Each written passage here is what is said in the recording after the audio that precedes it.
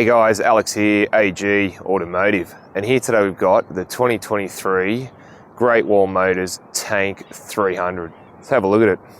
All right, let's check it out.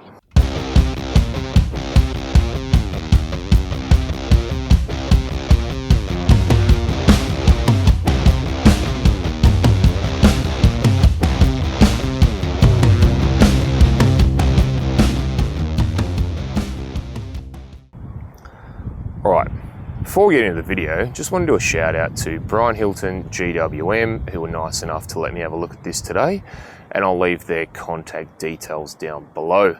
And if you are after a Tank 300 or any of the GWM range, go and let them know that Alex from AG Automotive sent you, and they will look after you.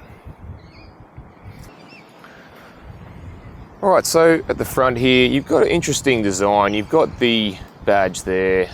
You've got a black grille. You've also got the front camera, as it has 360-degree cameras. And you've got these quirky looking LED headlights there, along with the chunky bumper and parking sensors and driving lights there too. And it sort of reminds me a bit like a Jeep, Land Rover, that sort of thing. What are your thoughts on it?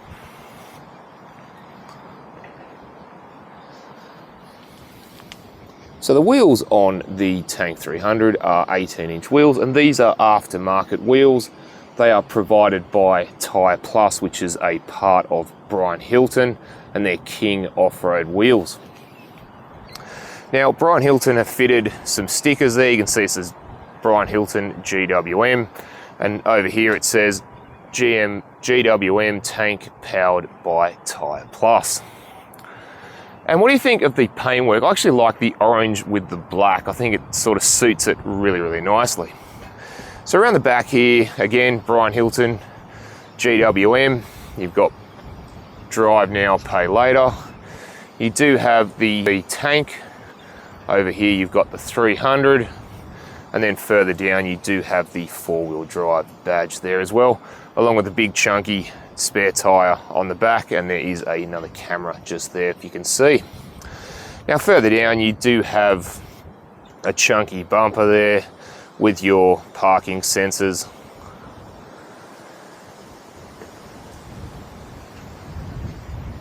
And also just wanted to point out the sunroof as well. This one has the sunroof being the Luxe model. Alright, let's go and have a look inside. Alright, so we're just inside the Tank 300. Now, it's quite interesting what they've done here. It looks very, very rugged. I really love the steering wheel's got a rugged look to it. You've got the grab handle there. Sort of everything screams sort of chunkiness in here and off-road. So I actually don't mind it. And GWM has actually put soft touch dash on the top. Again, a nice touch and soft touch door trims, so when you're off-road it's still going to be nice and comfy. So to the right of the steering wheel you do have some buttons there. You've got an illumination button, you've got a headlight height control, you've got your traction control and your downhill assist, as well as a little pocket there for something. I guess you could maybe put it's not a cup holder, but I guess you could store something in there, maybe some business cards or something like that. So steering wheel itself, like I said, nice and sort of chunky looking. It looks very much like an off-road one. You've got the nice badge there in the middle. You do have some controls for your audio and phone on the left, and some menu controls for the dash on the right. And I love the silver trim around it as well. It just sort of has that nice premium but off-road feel. Alright, so the dash. So you've got digital speedo, digital tacho, and then on the right and the left of the screen you can set it up for various things. Currently we've got the phone connectivity on the left and the radio on the right. And in the center screen, that's where your speedo is.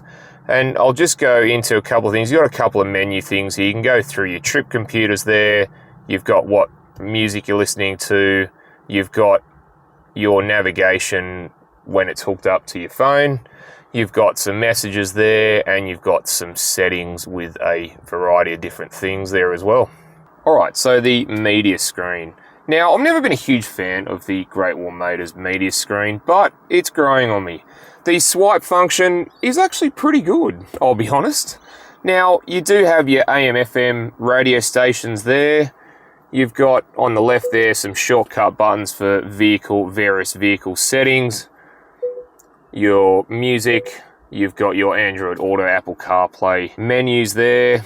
You do have multimedia from a USB or a Bluetooth device. And then we'll come down to the ventilations. I like these. They look like a jet engine. It's really cool, actually. I quite like them. They're very big as well on the two sides. And in the center, they've got a analog clock. So it's not something you see on many vehicles. So it seems a bit more premium. Now, around the clock there, you've got a few bits and pieces. You've got heated seats there. You've got your hazard lights and your demisters front and back. And then below, you do have your air conditioning. Again, very easy to use. You can actually bring it up on the screen. Now further down, you do have two USBs and a 12-volt plug, along with a wireless phone charger, and it's integrated in the dash. I quite like that. And then further back, you do have your shift knob or gear selector. Now, again, it's a little bit quirky, this one. Again, the whole car is a bit quirky. So again, it's a little bit different. And I guess I like that. I like something that goes out on a limb to be a little bit different. Now, it looks like something out of NASA, and don't worry, you don't need to be trained to use this. It's very, very simple. Unlock button, pull it back, put it forward to reverse or straight down for neutral there. And you've got your drive and manual mode as well. Now you do get 4-wheel drive, so 2 high, 4 high and 4 low, and you also get some driving off-road driving modes. Again, really, really good. And here you've also got some diff locks on the left there, and on the right you do have your camera screen there. I'll just bring that up, and as you can see, it's pretty clear, I'll be honest. Yeah, I'm pretty impressed, and you can have it on all sorts of different options there as well. You also have a drive mode button, which basically gives you expert mode. So it's a bit like putting it into sport mode and normal mode. So you do have your handbrake or finger brake and your auto hold behind there. And you've got a little bit of storage just in front of the armrest. And the armrest itself, again, really, really soft. And if I open that up, you can actually move this tray back to reveal 2 cup holders, or move it forward to get a fair bit of space. And it's actually a fridge or a cool box down there as well, so you can keep drinks and things cool. Now, the glove box just below the grab handle there. Now you do have a reasonably sized glove box in there, I think. So yeah, no, very, very good. And yeah, and we'll just have a look at the sunroof. So I'll just open that up. You've actually got to hold it. It's not an auto open, which is a shame. But yeah, it's quite nice, especially on these sunny Australian days, I should say. And you can also tilt it.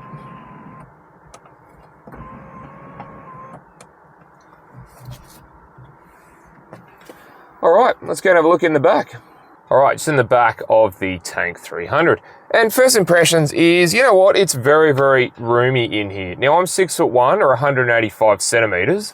And if you have a look, I've got plenty of headroom thanks to the roof has a bit of an indent in it for the rear passengers.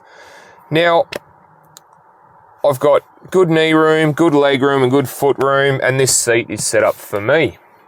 So you do get 2 ISOFIX spots there and 2 behind me. You do get ventilation for the rear passengers and 2 USBs, along with a little bit of a pocket there for, say, a phone or something like that. And you do get mat pockets or iPad pockets, they should be called now. 1 on either seat, and it's comfortable in the back.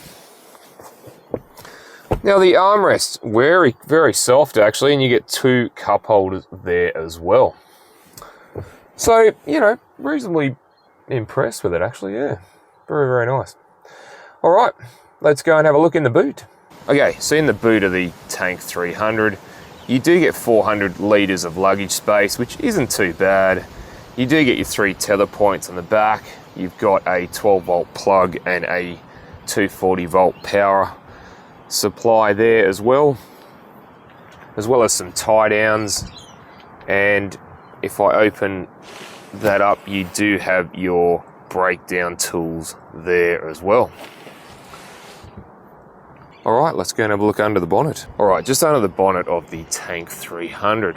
So here we have a 2 litre 4-cylinder turbocharged petrol engine, and it produces 162 kilowatts of power and 380 newton meters of torque. And that's mated to an 8-speed automatic with part-time 4-wheel drive. Now the Tank 300 uses 9.5 litres per 100 kilometres combined, which I think isn't too bad. All right, let's go for a drive. All right, so just going for a drive in the Tank 300. So vision at the front's really good, both sides. Rear vision, it's okay, a little bit obstructed by the rear wheel, but you do have your camera and parking sensors to aid in that.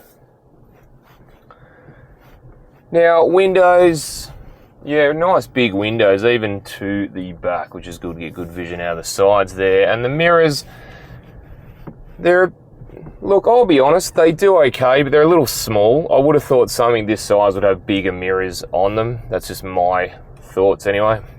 So driving the Tank 300 straight away, it's very smooth. And we're doing about 65 Ks, and it's very quiet in here. Yeah, I'm pretty impressed of the quietness in here. Being a big rugged sort of a look, and I would have thought it'd ride really badly.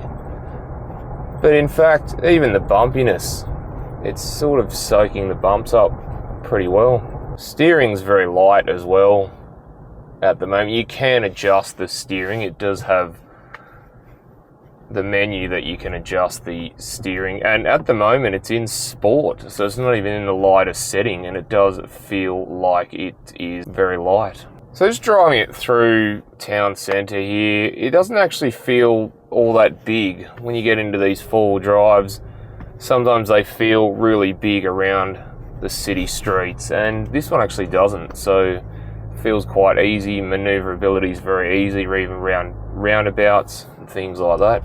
One thing I'm not a huge fan of, I think I've said this about other vehicles, is the indicator stalk. So when you go to put them on, they don't stay on, the indicator stalk comes back down. So it's not really my sort of thing, but yeah, I guess you get used to it. All right, let's see how the Tank 300 accelerates and performs. All right, let's go.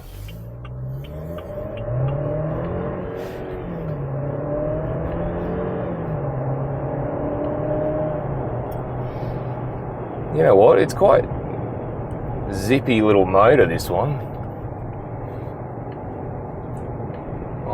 Yeah, I'm pretty impressed. That was in sport mode, but it definitely gets up there.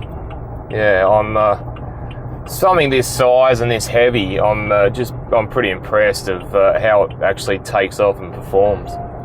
And that it's really quiet, and we can take it out into normal mode, and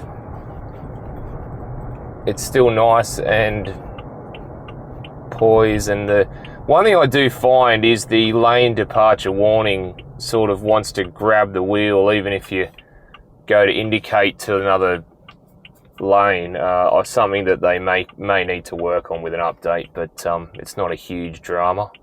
Alright guys, thanks for watching, and don't forget to like and subscribe, and I'll look forward to seeing you on the next one. Alright, thanks guys.